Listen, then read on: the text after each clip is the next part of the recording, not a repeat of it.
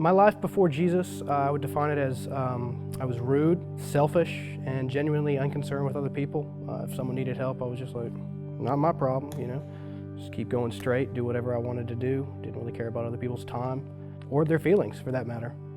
I started coming to church because my brother Jonathan, he would not stop inviting me. He was like, come on. I was like, no, I can't, for this reason, that reason, whatever reason. And he just kept on pushing and pushing and pushing. And finally I was like, you know what? Can't be that bad. Sure, I'll come.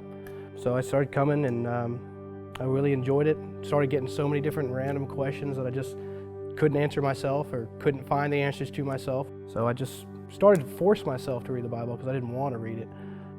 And then after I kept reading it every single night, eventually it got to the point where I didn't feel like I was forcing myself. It got to the point where I was just like waiting and looking forward to reading my Bible, which I kind of felt like God was urging me to continue reading. And I was like, oh, this is cool, which then gave me more questions. I was like, oh, what's this? What's that? So then I got those questions basically answered by Brandon over at Lexington.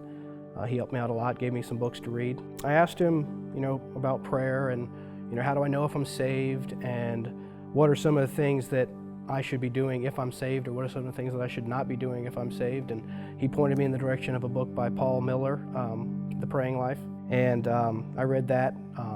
Took me about a week and a half, which is really weird because before I've never read. I don't read. I don't like to read. I hate reading. I'd much rather play a video game. That book really, really helped me understand prayer and how to pray and the basis on which we're actually asking God for our needs, wants, desires, and then how God interacts with us through prayer. And then he walked me through. He was telling me, I was like, so how do I know if I'm saved? And he was like, well, there's not necessarily a special prayer that you can pray and then all of a sudden you're saved. You just have to believe in your heart and trust that Jesus is the Son of God and that he came down and died for your sins so that you could live new in Jesus.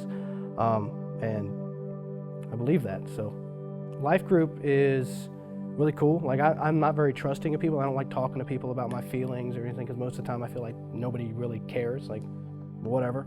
But life group really feels different. It feels like the people there genuinely care about what you're going through, what you're dealing with.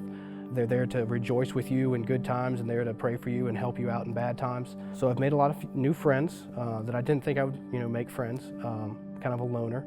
So that's nice. Life group really helps kind of have a weekly joining of other Christians to enjoy each other's company and also talk about God.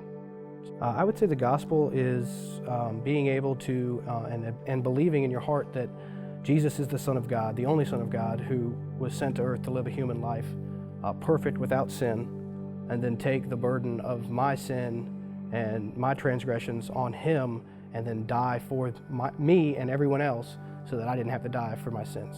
And then after 3 days, he decided, you know what? I don't have to die anymore. I'm alive, and I'm going back up to heaven with my Father. And that's what we get to look forward to when we die. So it's exciting. I would say that life now is definitely has more ups, less downs. Definitely still has downs, but that's life. I find myself when I'm driving or just walking around, and I genuinely start to care for somebody else's, their well-being. I find myself being more willing to spend my time with other people than not force myself or be in a bad mood when I'm spending time with other people. I genuinely look for opportunities to spend time with other people. And I know I'm still rude, but I try not to be as rude. And I know I couldn't do that on my own. So it's really exciting. Because of Jesus, I'm a new Tyler, caring, loving, and selfless.